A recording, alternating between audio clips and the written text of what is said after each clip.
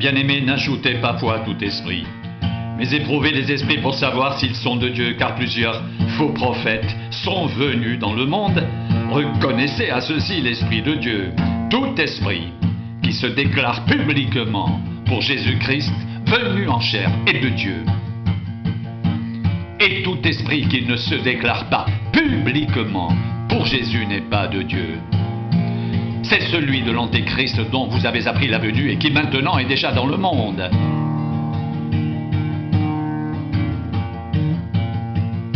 Vous, petits enfants, vous êtes de Dieu et vous les avez vaincus parce que celui qui est en vous est plus grand que celui qui est dans le monde. Eux, ils sont du monde. C'est pourquoi ils parlent d'après le monde et le monde les écoute. Nous sommes de Dieu. Celui qui connaît Dieu nous écoute. Celui qui n'est pas de Dieu ne nous écoute pas. C'est par là que nous connaissons l'esprit de la vérité et l'esprit de l'erreur.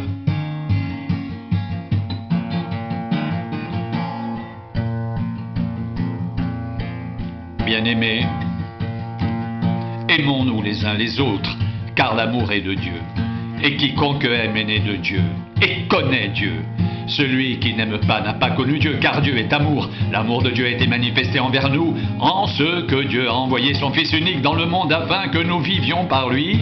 Et cet amour consiste non point à ce que nous avons aimé Dieu, mais en ce qu'il nous a aimés et envoyé son Fils comme victime expiatoire pour nos péchés.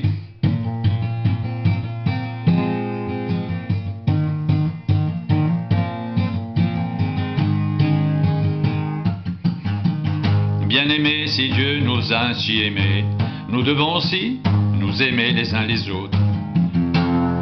Personne n'a jamais vu Dieu. Si nous nous aimons les uns les autres, Dieu demeure en nous et son amour est parfait en nous.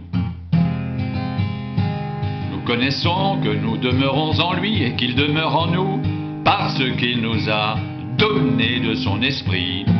Et nous avons vu et nous attestons que le Père a envoyé le Fils comme sauveur du monde. Celui qui déclarera publiquement que Jésus est le Fils de Dieu, Dieu demeure en lui et lui en Dieu.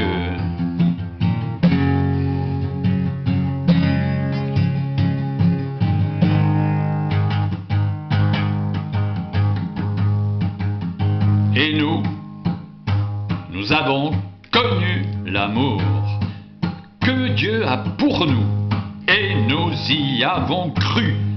Dieu est amour. Et celui qui demeure dans l'amour demeure en Dieu et Dieu demeure en lui.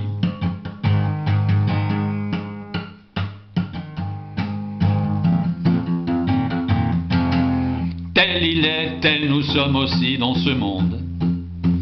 C'est en cela que l'amour est parfait en nous, afin que nous ayons de l'assurance au jour du jugement.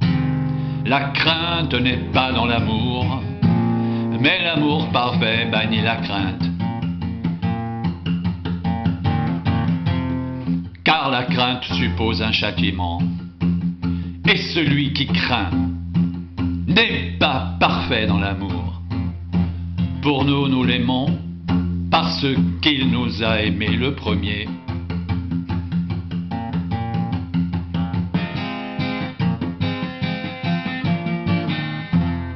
Si quelqu'un dit j'aime Dieu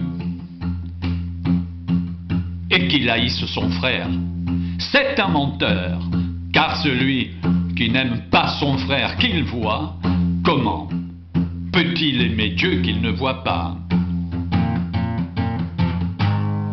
Et nous avons de lui ce commandement, que celui qui aime Dieu aime aussi son frère. Quiconque croit que Jésus est le Christ est né de Dieu. Quiconque aime celui qui l'a engendré, aime aussi celui qui est né de lui. Nous connaissons que nous aimons les enfants de Dieu, lorsque nous aimons Dieu et que nous pratiquons ses commandements.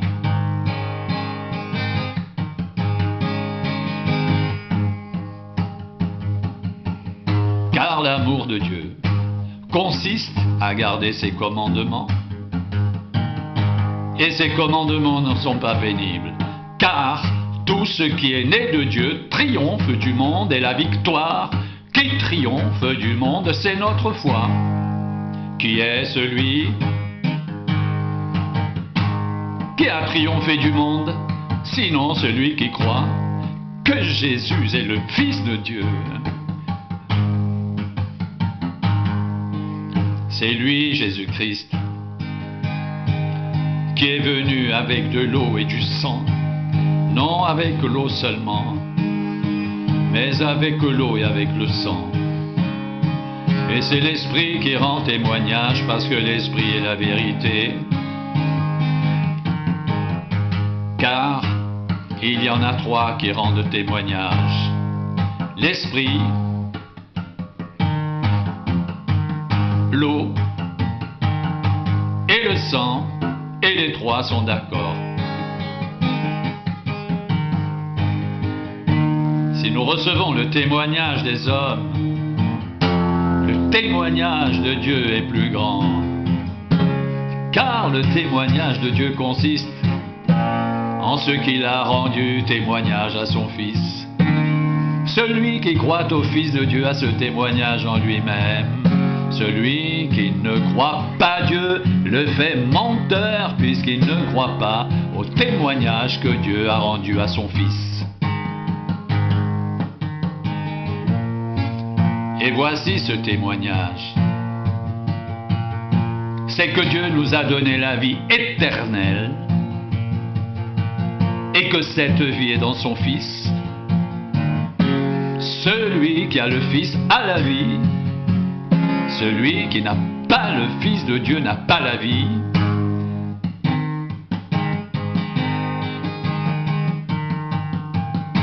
Je vous ai écrit ces choses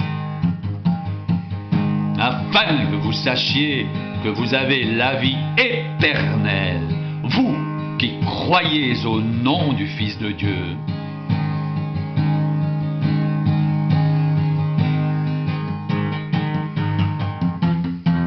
Nous avons auprès de lui cette assurance que si nous demandons quelque chose selon sa volonté, il nous écoute. Et si nous savons qu'il nous écoute, nous savons que nous possédons la chose que nous lui avons demandée, quelle qu'elle soit. Si quelqu'un voit son frère commettre un péché qui ne mène point à la mort, qu'il prie, et Dieu donnera la vie à ce frère. Il la donnera à ceux qui commettent un péché qui ne mène point à la mort. Il y a un péché qui mène à la mort. Ce n'est pas pour ce péché-là que je dis de prier. Toute iniquité est un péché,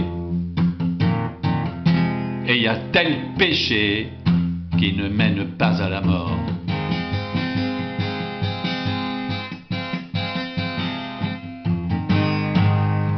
Nous savons que quiconque est né de Dieu ne pratique pas le péché, mais celui qui est né de Dieu se garde lui-même, et le malin ne le touche pas.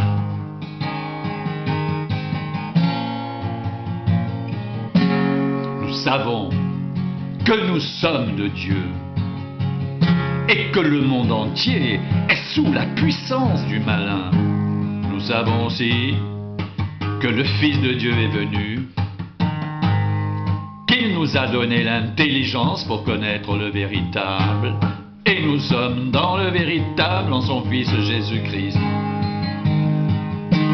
C'est lui qui est le Dieu véritable et la vie éternelle. Petits enfants, gardez-vous des idoles.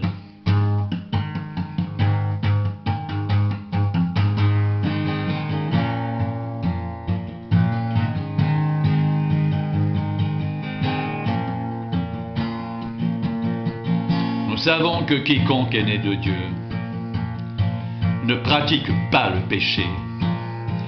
Mais celui qui est né de Dieu se garde lui-même et le malin ne le touche pas.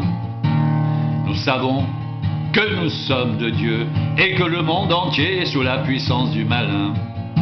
Nous savons aussi que le Fils de Dieu est venu et qu'il nous a donné l'intelligence pour connaître le véritable. Et nous sommes dans le véritable en son Fils Jésus-Christ.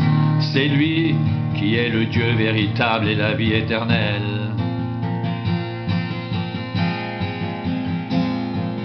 Petits enfants, gardez-vous des idoles.